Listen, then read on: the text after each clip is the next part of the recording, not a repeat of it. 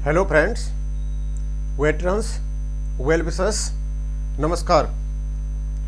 कल मैंने एक वीडियो डाला था जिसमें आपको लाइफ सर्टिफिकेट देने के लिए 3 तरीके बताए गए थे। यदि आपके पास आधार है तो आप जीवन प्रमाण पोर्टल पर जाकर दें। यदि आपके पास यूजर नेम और पासवर्ड है तो स्पर्श पोर्टल पर दें, और दोनों ही नहीं है तो आप बैंक में जाकर के अपना लाइफ सर्टिफिकेट दें।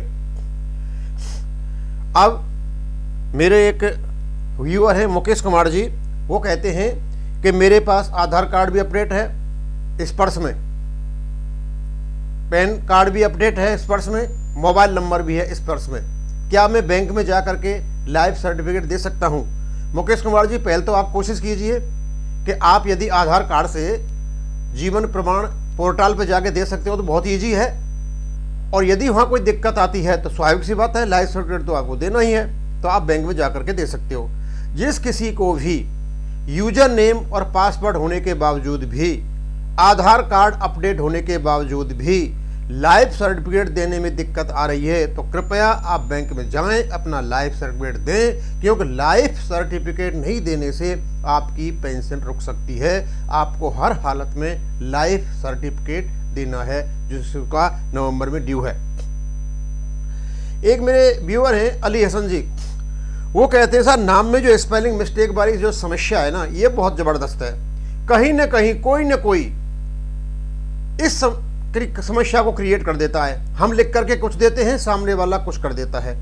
या फिर किसी का डेथ सर्टिफिकेट लिया जाए तो जो लोकल बॉडीज हैं वहां से लिया जाए, वो स्पेलिंग में गलती कर देते हैं।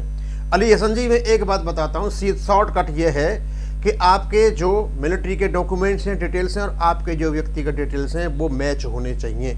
आपके मिसमैच होंगे तो ये आपको समस्याएं करेगा। अब आप कैसे करते हो आप देख लीजिए, वो तो करना पड़ेगा। यदि आप मिसमैच हो रहा है तो इसका सीधा तरीका है, आप अपने जिला सैनिक बोर्ड में जाएं, उनसे सलाह लें और जो वो बात बताते हैं उसी प्रकार आप करें। एक हैं कमलेश कुमार जी हैं, वो कहते हैं 2016 से पहले वाले पेंशनर का क्या होगा जिन्हें ईपीपीओ नहीं मिला है, और मिला है तो उसमें डिटेल्स गलत हैं। DAVIAF का रिकॉर्ड सुनता ही नहीं है, कॉल सेंटर का जो रेस्पॉन्स है वो सही नहीं है। कमलेश कुमार जी, मैं आपको बताना चाहता हूं, देखो ईपीपीओ तो हमको भी नहीं मिला हुआ है, और जहां तक आपके ये जो डिफेंस, जो आपका एयरफोर्स रिकॉर्ड की आप जो बात कर रहे हो ना, मैं आपकी बात बताता हूँ। जनरली क्या है कि ये समस्या पहले भी हमारी जो एयरफोर्स के जो पेंशनर्स हैं उनसे हुई है। आप केवल वहाँ फ़ोन करते हो, आप कॉल सेंटर पे या रिकॉर्ड ऑफिस में फ़ोन नहीं करें प्लीज़। यदि आपका कोई भी नाम गलत है या डेट ऑफ बर्थ गलत है, कुछ भी है, आप जिला सैनिक बोर्ड में जाएं, वो डॉक्यूमेंट भरवाएं, उन डॉक्यूमेंट को लेकर के आप अपने रिकॉर्ड ऑफिस में भेजें, उस पर वो कार्रवाई करेंगे। आपके फ़ोन कॉल पर वो कोई कार्रवाई नहीं करेंगे, क्योंकि उनको रिकॉर्ड ठीक करना है तब होगा जब आपका रिकॉर्ड प्रॉपरली जिला सैनिक बोर्ड के माध्यम से उनके पास जाएगा। हमने भी कराया है, हमारी मिसेज का नाम और डेट ऑफ बर्थ दोनों ही गलत थे। मैंने कराया कोई 7-8 महीने पहले, और ये बात मैंने बहुत पहले सबको बता दी थी कि समस्या आने वाली है, उस समय किसी ने ध्यान नहीं दिया था। अब जबकि ये समस्या आ रही है तो इस मतलब कम से कम 40% लोगों की समस्या हो सकता है ऊपर ही हो। अब मेरे सामने एक ये assistance for education of children और विडो, ये एजुकेशन ग्रांट के बारे में लेटर निकला है। इसकी कुछ डेटें जो है चेंज हुई थी और उसके बारे में रखा, इसके बारे में बाद में बताऊंगा। पहले मैं अन्य प्रमुख बिंदु को ले रहा हूं। पहला है डीआर का भुगतान। जो महंगाई राहत का जो भुगतान है बैंकों ने लगभग कर दिया है, जिनमें बैंकों से पेंशन बनती थी और जिनमें अभी तक बैंकों के अकाउंट हैं। लेकिन जो अकाउंट स्पर्श में माइग्रेट हो गए हैं या डीपीडीओ में है, जहां से हम डीपीडीओ से पेंशन लेते हैं, उन्होंने अभी किसी का कोई भी भुगतान नहीं किया है। अब इसका कारण क्या है? क्योंकि स्पर्श का तो हम बात समझ सकते हैं कि उनके यहाँ काम चला हुआ है और उनके लिए पॉसिबल नहीं है कि अभी वो महंगाई डीआर की किस्त डालें और बाद में आपको पेंशन डालें, वहाँ दिक्कत हो सकती है। लेकिन डीपीडीओ में क्या दिक्कत है हम समझ नहीं पा रहे हैं। लेकिन अभी तक की सूचना यही है कि डीपीडीओ और इस वर्ष में डीआर का भुगतान नहीं हुआ है और बैंकों में 3 किस्तों का भुगतान हो चुका है।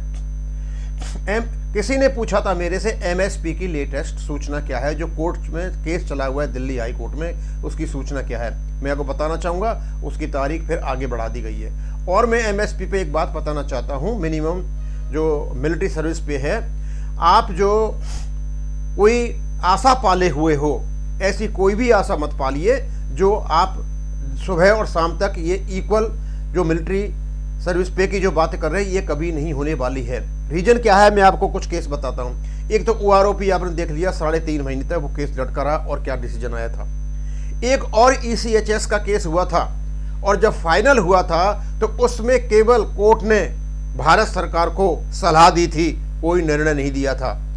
उसमें कहा गया था कि जब ECHS में जाते हैं पॉलीक्लिनिक में, मतलब 2 प्रकार का दुर्व्यवहार होता है, ऑफिसर्स का और PVOR का, इसको बंद होना चाहिए। तो बस कोर्ट ने ये कहा था, ये होना चाहिए, ये होना चाहिए, ये होना चाहिए। हुआ कुछ नहीं, जैसी स्थिति है वैसी की वैसी स्थिति पड़ी हुई है। और मैं आपको बताना चाहूँगा कि 7वें वेतन आयोग की जो विसंगतियाँ हैं, हमने बहुत लेटर लिखे, उसमें कई प्रकार की विसंगतियाँ हैं और ख़ास करके जो नए सुधार हैं उनकी तो बेसिक पे कोई कम कर दिया गया है, और जो एक्स ग्रुप का जो सिपाही है उसकी भी कम कर दी गई है, कोई सुनवाई नहीं है।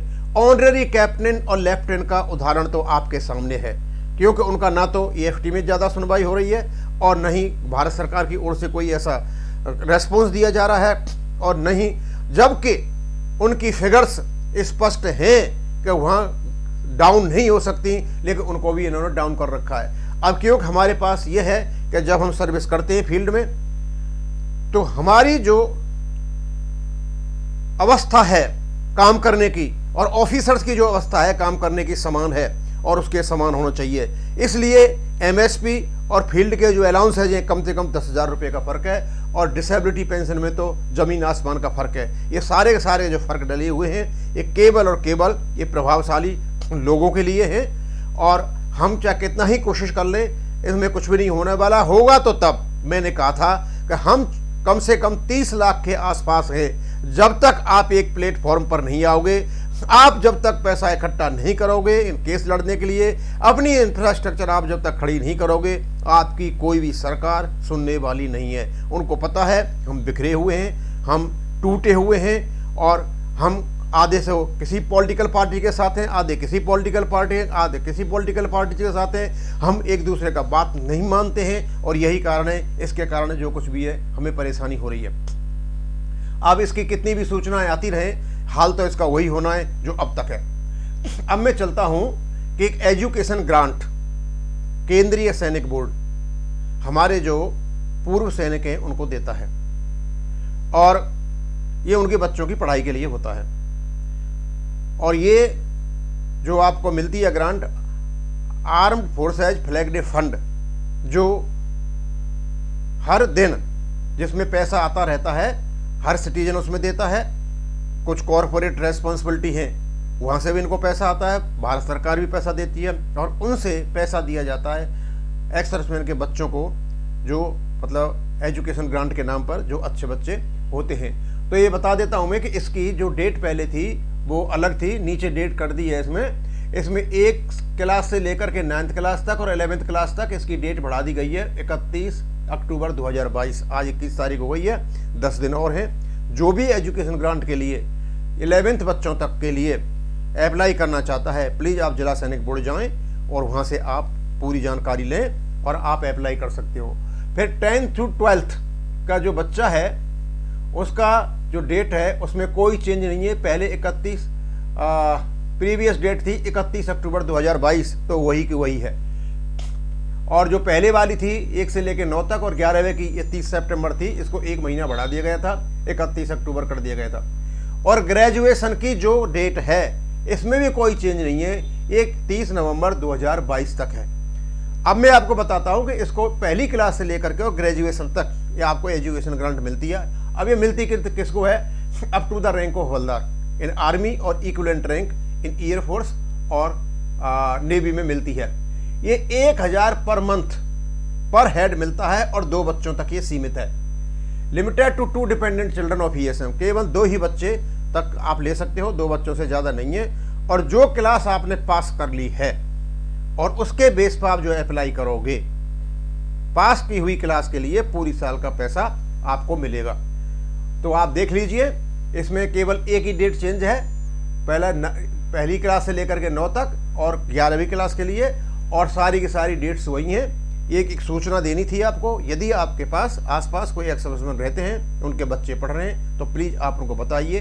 ये बहुत ज़रूरी है कि उनको बताएं और वो इस चीज़ का फ़ायदा उठाएं। मैंने यहाँ पर आपको जो चेंज वाला लेटर है वो भी डाल दिया है, सिग्नेचर हो रहा है, और ये केंद्रीय सैनिक बोर्ड के माध्यम से आती है। बस मैं इतना ही करूँगा। थैंक यू, धन्यवाद।